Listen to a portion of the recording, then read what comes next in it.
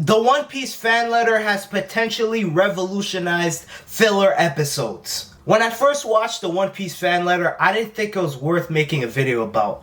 But the more I thought about it, the more I wanted to make a video, and here I am. I'm just gonna come out and say it right here. I was never a filler guy. If I ever watched filler, it's because I didn't know it was filler, and I got duped, I got tricked. Whenever I was watching filler, and I was later made aware that it was filler, I don't care if I was 5 episodes, 10 episodes in, I skipped that whole shit, and I got to the canon. The way I always looked at filler was, if this isn't originally part of the vision of the author, I don't want to watch it. When I'm watching or reading a story, I want 100% what the author's giving me. I don't want anything about the studio. No.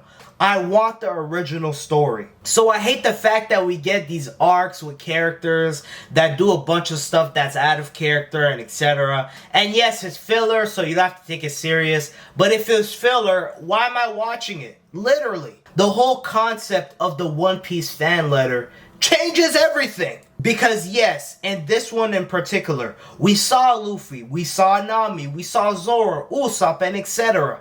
But they weren't the main characters of this episode. If you guys aren't aware, One Piece dropped an episode called One Piece Fan Letter, and it's basically about this little girl that's a huge Nami fan that wants to meet her. If you guys remember, after the Summit War, there was a 1.5-year time skip, and they all met each other again in Saobdi. I don't know if I'm saying it right, but they all linked up there, and then they got on the ship and they went on their way to Fishman Island. So there's 2 different parts of the One Piece fan letter. One is her in that location, Saobdi, trying to see Nami. And there's another part in the Summit War, 2 legendary people from the town that are part of the Marines that participated in the Summit War, and they're brothers. So there's 2 separate character arcs, well 3 if you're counting this, because there's literally 2 brothers, character arcs in the episode, and we're just seeing the 2 different character arcs in the 2 different timelines. So it's basically a filler episode based off canon events, but from different perspectives. And I think that is genius. Like, that is honestly genius. Because when you really think about it, any show can do that now about any arc, really. All you have to do, reanimate certain characters doing certain things and etc. But you don't really have to, other than a couple lines, like Usopp had a couple lines with the little girl, and obviously that's not canon.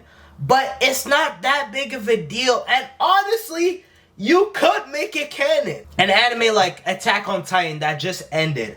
I won't say exactly what happens near the ending, but if you guys watch it, you know what the last arc is. So now imagine like a 3-4 episode filler arc of what's happening from a different perspective when that's happening. Or any, let's say, Naruto arc, Land of Waves, with the whole Zabuza thing. We see a different perspective of someone from that village after Zabuza packs up, their perspective on the leadership and the community, and like there's so many different things that you could do now in anime. And if anime start doing that, I will start watching filler episodes. And honestly, for all I know, animes have been doing that, and this is just the first time I'm seeing it with fan letter. But from my experience, seeing filler, multiple different filler from multiple different animes since I was a little kid, it's always the main characters, or it's always a side character and etc. It's never a completely different made-up character, background character from maybe a village, maybe a city, from a town, and their perspective. I've never seen that in filler when it comes to anime. Shout out to Toei Animation. The way they completely rejuvenized One Piece during the Wano arc, I don't think we will ever see this. No, we won't. With a yearly anime that's been airing for about 20 or 20 plus years, completely for the first half of not even first half, for most of the anime, a lot of people, mind you, I didn't really mind the One Piece animation, but people had issues with it, and then they said, okay, Bet. Y'all want all this Jujutsu Kaisen, Demon Slayer? Y'all want that? We're gonna do that on steroids. Like, I don't think we'll ever see something like that again. Now they're doing stuff like One Piece fan letter, being completely unique. Guys, listen, as a One Piece fan, as someone that started One Piece when they were 8 years old, honestly, this is like a once in a lifetime type of experience when it comes to manga. Man, shout out to y'all. Shout out to Toei.